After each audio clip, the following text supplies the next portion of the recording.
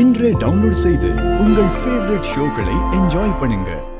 வெற்றி வேலை செய்யறவங்க ஏதாவது ஒரு வகையில பணத்துக்காகவோ இல்ல வேற தேவைக்காகவோ அவங்க மாறுறதுக்கு வாய்ப்பு இருக்கு. ஆனா நம்ம கூடவே இருக்கிறவங்க கூடனா யாரு? இல்ல வீட்ல இருக்கிற எல்லாரையுமே தான் சொல்றேன். வீட்டில் இருக்க எல்லாத்தையுமே வா மேடம். நீங்க விட்டா நான் உங்களை சந்தேகப்பட, நீங்க என்ன சந்தேகப்படணும் சொல்லுவீங்க போல இருக்க. காலம் அப்படிதானே இருக்கு வெற்றி. உங்களுக்கு என் மேல டவுட் இருந்தாலும் என்ன விசாரணை பண்ணலாம், என்ன விசாரிக்கலாம். So keep quiet. இல்ல வெற்றி, நிஜத்தை தான் சொல்றேன்.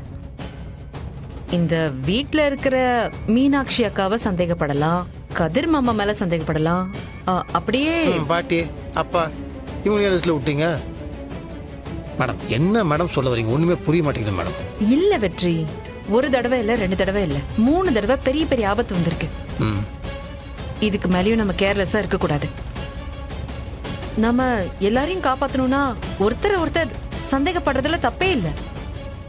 என்ன பொறுத்த வரைக்கும் கணக்கு புள்ள அந்த சண்முகம் இருக்காருல்ல, அவரு சின்ன மீனா தான் இருப்பாரு. ஆனா அதுக்கு பின்னாடி பெரிய திமிங்கலம் யாரோ இருக்காருன்னு தோணுது. அதை கண்டுபிடிச்சிட்டா இந்த பிரச்சனைக்கெல்லாம் தீர்வு கிடைச்சிரும். சரி மேடம், திமிங்கலம் உண்மையை சொல்லணும், எவிடன்ஸ் வேணும், இல்லைனா எப்படி மேடம்? இப்போ சண்முக மாமா பாருங்க, இவ்வளோ நடந்ததுக்கப்புறம் எனக்கு மரியாதை போக மாட்டேங்குது. அவர் மாட்டினதுக்கப்புறம் உண்மையை சொல்லிட்டாரு, எவிடன்ஸ் இருந்துச்சு, நிரூபிக்க முடிஞ்சுது. அதனால் இதில் அவரை வந்து நம்ம குற்றவாளின்னு முடிவு பண்ணோம். இப்போ நம்ம யாரை பிடிக்கிறோமோ, யார் மேலே சந்தேகப்படுறோமோ, அதுக்கு ஒரு எவிடன்ஸ் வேணும்ல. அது இல்லாமல் நம்ம இது எப்படி நம்ம அதை இது பண்ண முடியும்? அதுவும் கரெக்ட் தான். அந்த எவிடன்ஸை கண்டுபிடிக்கிறதுக்கு முயற்சி பண்ணுவோம். நான் அடிக்கடி சொல்லுவேன்ல மேடம், இந்த வீட்டோட காவல் தெய்வமே நீங்கள் தான். நான் சொன்ன மாதிரி அப்படிங்க அதை நிரூபிச்சிட்டீங்க மேடம்.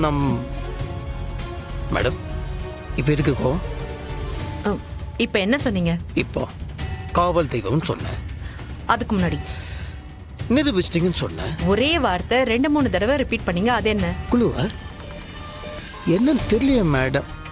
மேடம் மேடம்னு சொன்னேன். மேடம்னு சொல்லாதீங்கன்னு எவ்வளவு தடவை சொல்லியிருக்கேன் உங்களுக்கு? மறுபடியும் மேடம்னு சொல்லிட்டு இருக்கீங்க. இல்ல மேடம், ஆரம்பத்துல இருந்தே மேடம் மேடம். அது எப்படி மேடம் வாயில வரவே மாட்டேன். சரி துளசி இது பாருங்க வெற்றி, நீங்க மேடம்னு கூப்பிடும்போது நமக்குள்ள இருக்கிற இந்த உறவுல ஒரு கேப் வர மாதிரி இருக்கு. ஆமா, ஆனா அதுவே நீங்க துளசின்னு கூப்பிடும்போது நாம அந்யோன்யமா இருக்கலாம். கரெக்ட் மேடம், கரெக்ட் துளசி, கரெக்ட் துளசி, கரெக்ட் துளசி. துளசி, நம்ம என்ன பண்றோம்? அந்த திமிங்கலத்தை ஒன்னா சேர்ந்து லமக்குன்னு பிடிக்கிறோம். கண்டுபிடிக்கலாம். ஆமா மேம் துளசி.